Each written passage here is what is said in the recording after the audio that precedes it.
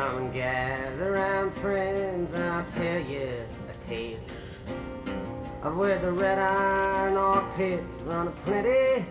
Being in the Peace Corps and working as their photographer, I was in D.C. and Peter, Paul, and Mary and folk music was happening then. And I heard that they were going to be at Newport.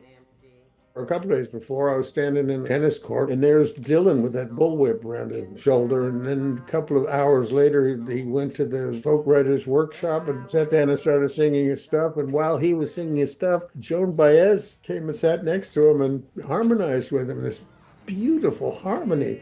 And the crowd started out about 30, 40, 100 people. And when Joan sat in, the crowd got bigger and bigger.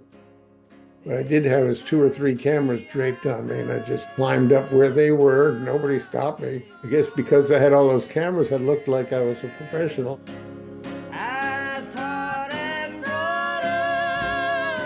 And I think the day after that, Dylan gave his performance on the big stage. First time he'd ever been in front of an audience anywhere near that big.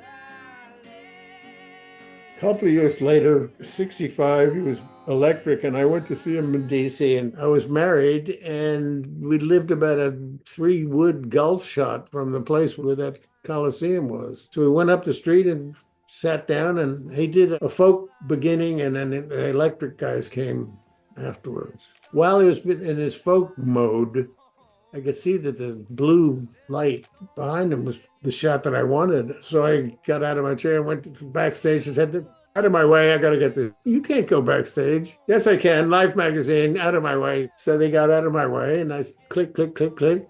I could see just what I thought it was. It's this great shot. And then came out, thanks a lot, went back to my seat. Pictures turned out the way they did. I took them up to Columbia Records, and John Berg, the art director, looked at a stack of slides and picked up the first slide and said, that's the next cover. So they published that as the greatest hits.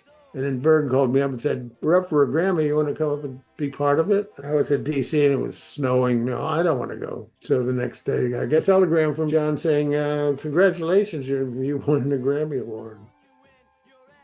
He really is an incredible superstar. He's like the Shakespeare of our time. I don't know what they were upset about. They thought he was like breaking some rule of making electric guitar into folk music or vice versa. That was silly. And it turned out many, many dozens, hundreds probably, of the greatest performers we got are singing his stuff. There's no end to it. Everyone wanted to catch on to the rocket ship that was Bob Dylan.